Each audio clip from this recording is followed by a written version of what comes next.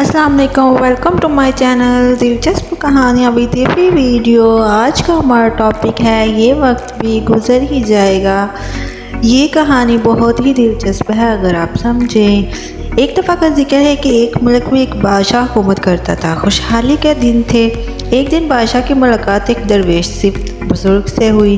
بزرگ بہت نیک اور پرہیزگار تھے۔ بادشاہ ان سے بہت عزت سے پیش آئے اور ملاقات کے آخر میں اس نے فرمائش کی کہ مجھے کوئی ایسی چیز وظیفہ وغیرہ لکھ کر دے کہ میں انتہا مشکل میں میرے کام آئے۔ بزرگ خاموش رہے۔ بادشاہ کے اصرار کرنے پر ایک کاغذ کے ٹکڑے پر کچھ لکھ کر دے دیا اور کہا کہ اس کاغذ کو اس وقت کھولنا جب تم سمجھو کہ بس اب اس کے آگے تم کچھ نہیں کر سکتے، یعنی انتہائی مشکل میں۔ قدرت کا کرنا ایسا ہوا کہ اس ملک پر حملہ ہو گیا اور دشمن کی فوج نے بادشاہ کی حکومت کو الٹ پلٹ کر رکھ دیا۔ بادشاہ کو اپنی جان کے لالے پڑ گئے اور وہ بھاگ کر کسی جنگل میں ایک غار میں چھپ گیا۔ دشمن کی فوج نے اس کے پیچھے تھی اور وہ تھک کر اپنی موت کا انتظار کر رہا تھا کہ اچانک اس کے ذہن میں درویش بابے کا دیا ہوا کاغذ یاد آیا۔ اس نے اپنی جیبیں ٹٹولی۔ خوش قسمتی سے وہ اس کے پاس ہی تھا۔ سپاہیوں کے جوتوں کی آہٹ اسے قریب آتی ہوئی سنائی دے رہی تھی۔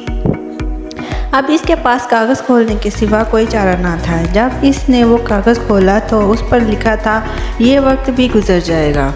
بادشاہ کو بہت غصہ آیا کہ بزرگ نے یہ کیا کھیل کھیلا، کوئی اسم عظیم ہوتا یا کوئی سلمانی ورد کیوں، لیکن افسوس کہ وہ کچھ نہیں کر سکتا تھا۔ اس نے تحریر کو دوبارہ پڑھا، 100 بار پڑھا۔ کچھ دیر تو بادشاہ سوتا رہا، غور کرتا رہا کہ کیا کرے۔ پھر آخر اس نے اپنی تلوار اٹھائی اور سپاہیوں کا انتظار کرنے لگا۔ سپاہی آئے، اس نے مقابلہ کیا اور وہ بچ نکلا۔ اس کے بعد ایک لمبی داستان ہے کہ وہ کس طرح کسی دوسرے ملک میں گیا۔